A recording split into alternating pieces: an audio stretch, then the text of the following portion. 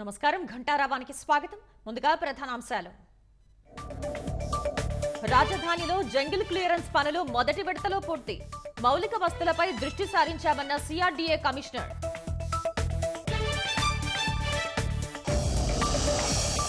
చంద్రబాబు ప్రమాణ స్వీకారానికి శరవేగంగా ఏర్పాట్లు.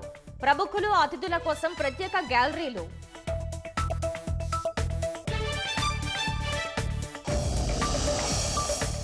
నాగార్జున యూనివర్సిటీలో అవుట్ సోర్సింగ్ సిబ్బంది ఆందోళన.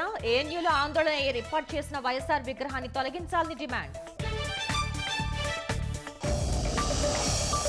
మరో గంటలో కేంద్ర కేబినెట్ తొలి సమావేశం. మంత్రులకు శాఖలు కేటాయించే అవకాశం.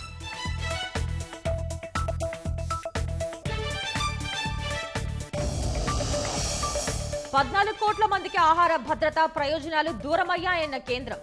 కేంద్రం జనగణన చేయకపోవటం వల్లేనని ధ్వజం.